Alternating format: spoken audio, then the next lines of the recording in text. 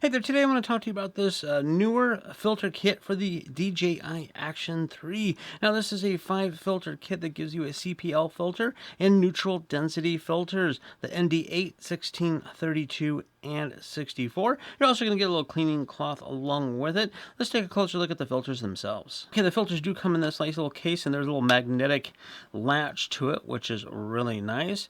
Now the way you put these on is you're going to take these one off. This is the actual camera. Of course, it doesn't come with this, but you're going to take this little lens protector off and you're going to screw these on. I'm going to give you some examples and samples of each one here in just a minute, so stay tuned to the end. I'll show you what these are and how they work. But the center one here is clear, and this is a CP filter, a CPL filter, and what this does is it helps cut down the glare. So if you're in the bright sunlight and you have like water, you want to see through the water, or a window of a car or so forth, you want to put this on, and that helps reduce that. Now the top of this does rotate.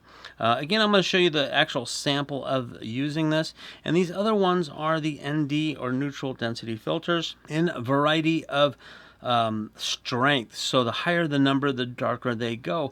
Now, if you're not familiar with a neutral density filter, what they do is they act like sunglasses for your lens, for your camera. So if you have your camera set to the proper settings and have it nice and fixed in there for the way you want for your best shot, sometimes it's too bright outside. Again, I will give you some samples of that in a minute. And what you're going to do is you're going to just take this lens cap cover off. We're going to screw one of these on, and this will able to not blow everything out when you have the proper settings.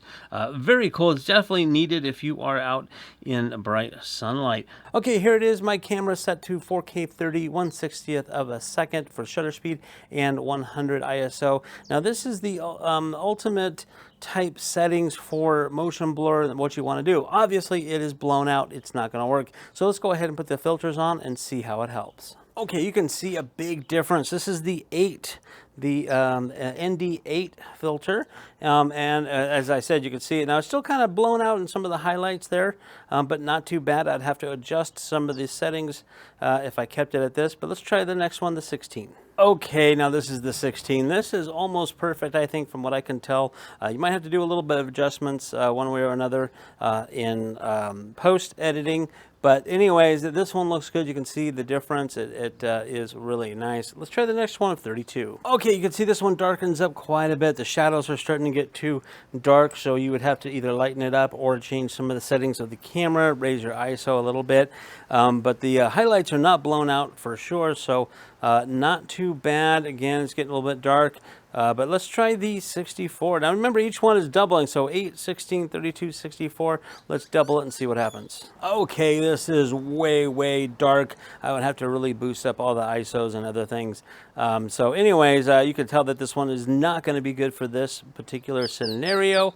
Maybe if you're looking directly into the sun, that might help, but this one is super dark for super bright. Anyways, that is the differences between all the ND filters. Now let's try the CPL filter. Okay, this is the CPL filter by itself. Remember, the settings are the optimum settings, and this is definitely too bright. This is not filtering it out at all.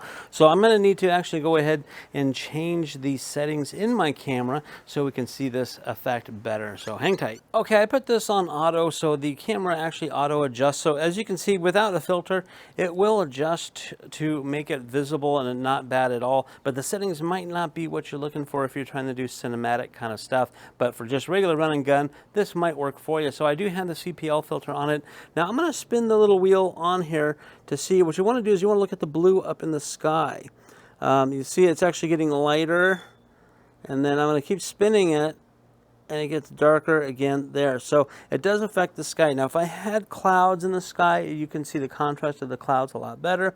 It's also designed primarily for looking through the glare, like through glass or through a river or lake or something where you want to be able to kind of see through the water or see through the glass when there's a glare. That's what this kind of filter is for. So if you don't have those scenarios, you really don't need this, but it's nice to have it here available if you do. So there you have a quick and detailed look at the Neewer brand ND filter set with the CPL filter for your DJI Action